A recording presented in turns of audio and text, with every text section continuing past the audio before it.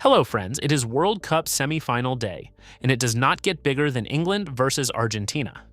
60 years on from 1966, England have a chance to reach a World Cup final, and we have everything you need to know before kickoff. Spain are already through after a commanding 2-0 win over France, and Lamine Yamal's night took a shocking turn when burglars targeted his home. Plus, Yamal and Cubarsí are on the verge of making World Cup history in New York. If you're enjoying this kind of breakdown, drop a like. It genuinely helps us keep this format going. It's time to dive into the latest football news. England kick off their World Cup semi-final against reigning champions Argentina in Atlanta later today, with a place in the final at stake. It would be England's first World Cup final appearance since 1966. An attempted burglary took place at Lamine Yamal's home on Wednesday morning in the aftermath of Spain's 2-0 World Cup semi-final victory over France. If both play in Sunday's final in New York, Lamine Yamal and Cubarsí, both 19 years old, will become the third and fourth youngest players ever to appear in a World Cup final. Tchouaméni drew criticism from both France and Real Madrid fans after a discreet performance in France's 2-0 World Cup semi-final defeat to Spain. After Spain's 2-0 World Cup semi-final win over France, cameras caught a Spain player making a brutal comment about Michael Olise in the dressing room. Two Premier League officials have been banned from refereeing the upcoming World Cup final, with England still in the competition as a competing nation. Former England and Tottenham defender Gary Mabbutt was hospitalized after a serious accident on the eve of Wednesday's World Cup semi-final between England and Argentina. Erling Haaland has become a popular figure in the United States during the World Cup, according to a report from L'Equipe. The Premier League has spotlighted Rodri as Manchester City's midfield general as the club prepares for the upcoming season. Real Madrid have confirmed a preseason friendly against Leganés on July 28th at Valdebebas, in what could be the first test of the new era at the club.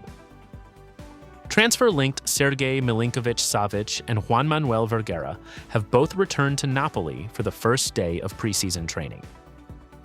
Sevilla's sporting director confirmed the club currently cannot register players in La Liga due to salary cap issues. The club hopes sales of Akor Adams to Venezia and Tanguy Nianzou to Lille will ease the situation. Pierre-Emerick Aubameyang is reportedly close to joining Deportivo La Coruña for around $1.6 million, with only signatures and a medical examination remaining. Former Italy international Valentini has warned the national team against appointing Andrea Pirlo as head coach, suggesting Roberto Mancini and Antonio Conte are safer and more proven options. Udinese defender Umar Solet, previously linked with Inter and Juventus, is now reportedly a target for Leeds United in a deal worth around $27 million. Construction work at Spotify Camp Nou is progressing well, with Barcelona set to host the Joan Gamper Trophy against Egyptian side Al Ahly on August 19th. Ander Herrera, upon returning to Real Zaragoza, called on those who care about the club to step up during a difficult period following their relegation to Primera RFEF. Tonight in Atlanta, England face reigning World Cup champions Argentina in what promises to be one of the most charged semifinals in tournament history. A win for England would put them in their first World Cup final since 1966, 60 years of waiting riding on 90 minutes. The history between these two nations at World Cups is loaded, from the hand of God in 1986 to the penalty heartbreak in 1998.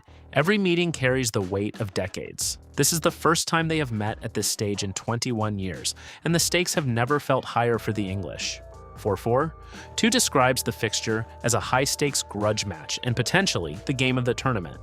England have been building momentum through the knockout rounds, while Argentina arrive as defending champions with the experience of knowing how to win when it matters most. The BBC has even relocated its World Cup coverage operation from Salford to the United States for this match, underlining just how significant the occasion is. Thousands of England fans have gathered in Benidorm, with the area nicknamed England Square packed with supporters hoping to witness history. Kickoff is tonight in Atlanta. While Spain were celebrating their 2-0 World Cup semi-final victory over France on Tuesday night, an attempted burglary took place at Lamine Yamal's home on Wednesday morning. The incident occurred in the immediate aftermath of the match. Yamal was one of Spain's key figures in the semi-final, and the news of the attempted break-in cast a shadow over what should have been a purely celebratory moment for the 19-year-old. No further details on the outcome of the incident have been confirmed. The timing makes it particularly troubling. High-profile players' homes are known to be vulnerable during matches when it is widely known they are away. It is a security concern that has affected several top footballers in recent years. Yamal now faces the prospect of preparing for a World Cup final in New York on Sunday while dealing with the aftermath of this incident at home. If he plays in that final, he and teammate Pau Cubarsí, also 19, will become the third and fourth youngest players ever to appear in a World Cup final match, according to Mundo Deportivo. Sevilla are facing a significant challenge as they prepare for the new season.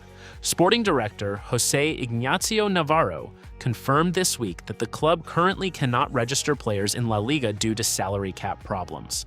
The situation means any new signings are effectively on hold until the wage bill is reduced. The club has already presented 3 new signings: Jean Guridi, Juan Iglesias, and Arauna Sangante. But Navarro was frank about the constraints, stating the club cannot register players unless they transfer or free up salary mass. The hope is that sales of Acor Adams to Venezia and Tanguy Nianzou to Lille will ease the financial pressure. This is a familiar story for several Spanish clubs navigating La Liga's strict financial fair play rules. Sevilla, a club that has won the Europa League 6 times, now find themselves in a position where outgoings must precede incomings, a difficult balancing act heading into a new campaign. Until those sales are confirmed, Navarro's 3 new signings will be unable to take to the pitch in competitive action. The clock is ticking as preseason progresses and the new La Liga season approaches. Italy's search for a new head coach has taken an interesting turn, with Andrea Pirlo emerging as a name on the shortlist.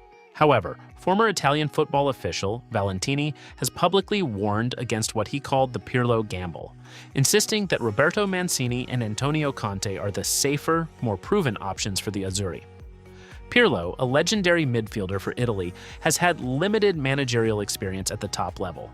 Valentini's concern is that the national team job requires a manager with a proven track record of handling pressure at the highest level, something Mancini and Conte both possess in abundance.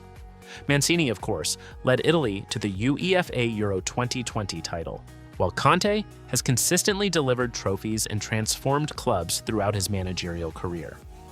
Both represent known quantities, whereas Pirlo's appointment would be seen as a risk. Italy missed the last 2 World Cups and are under pressure to rebuild their standing in international football. The decision on who takes charge will be closely watched, with the next major tournament cycle already underway. No appointment has been confirmed at this stage. Guys, don't forget to like, comment, and subscribe for more exciting football news. Stay tuned for our next video. Until then, take care and see you soon.